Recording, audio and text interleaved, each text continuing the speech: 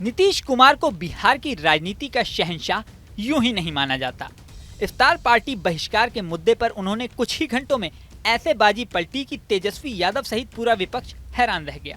दरअसल 23 मार्च को सुबह ये खबर आई कि कई मुस्लिम संगठनों ने नीतीश कुमार, चिराग पासवान, चंद्रबाबू नायडू की इफ्तार पार्टियों का बहिष्कार कर दिया है। इन संगठनों में all India Muslim personal law board, इमारत ए शरिया, जमीयत उलेमा हिंद, जमीयत अहले हदीस, जमात ए इस्लामी हिंद, खानकाह मुजीबिया और खानकाह रहमानी जैसे बड़े संगठन शामिल थे। मुस्लिम संगठनों ने नीतीश पर कई आरोप लगाए। उनका कहना था कि वक्फ बोर्ड संशोधन अधिनियम से वक्फ संपत्तियों को खतरा है, ये कानून संविधान का उल्लंघन करता है। नीतीश कुमार ने धर्मनिरपेक्ष शासन और अल्पसंख्यकों के अधिकार की रक्षा का वादा किया था, लेकिन भाजपा के साथ गठबंधन और इस कानून का समर्थन उनके वादों के खिलाफ है। इसे ही लेकर मुस्लिम संगठनों ने उनकी इफ्तार पार्टियों का बहिष्कार करने का ऐलान किया। इस बहिष्कार की खबर के बाद ये सवाल खड़ा हो गया था कि आखिर नीतीश कुमार अब क्या करेंगे।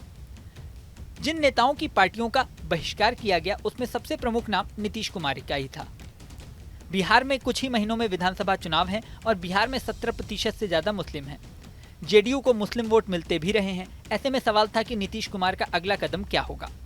आरजेडी भी मुस्लिमों के इस कदम से बाग बाग हो रही थी और इस कदम के समर्थन का ऐलान कर दिया था। लेकिन कुछ ही घंटों में नीतीश कुमार ने ऐसा जादू किया कि 23 मार्च की रात को मुख्यमंत्री के सरकारी आवास पर इफ्तार पार्टी में हजारों मुस्लिम पहुंच गए।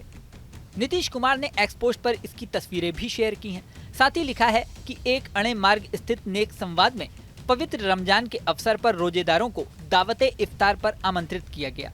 दावत-ए इफ्तार में माननीय राज्यपाल श्री आरिफ मोहम्मद खान सहित बड़ी संख्या में रोजेदारों एवं गणमान्य व्यक्तियों ने शिरकत की।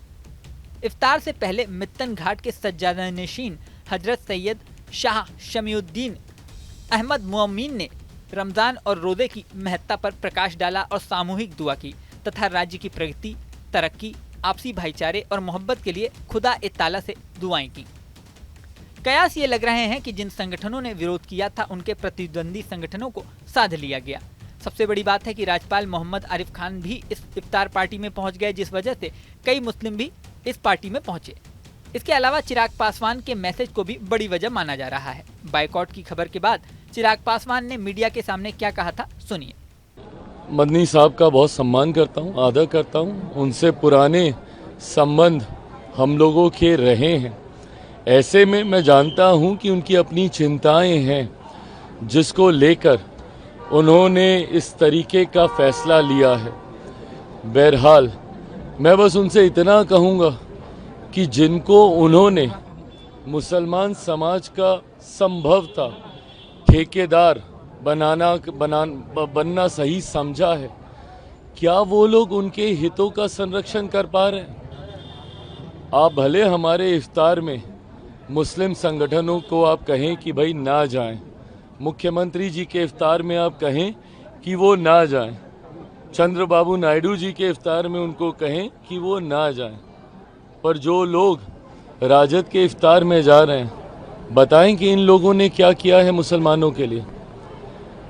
इन लोगों से भी तो सवाल जवाब किए जाने चाहिए ना, जो अपने आप को सो कॉल्ड मुसलमानों का ठेकेदार समझते हैं, उनके हितों के संरक्षण करने वाला समझते हैं।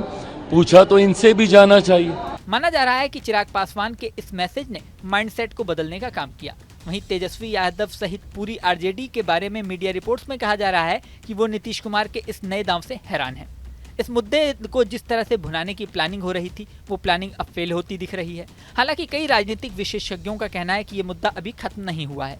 ईद आते आते इस पर और उलटफेर देखने को मिल सकते हैं। अब ये उलटफेर क्या हो सकते हैं, इस पर लोगों की नजरें लगी हुई हैं। इस वीडियो में फिलहाल इतना ही। बने रहें न्यूज़ नेशन के डिजिटल प्लेटफॉर्म पर।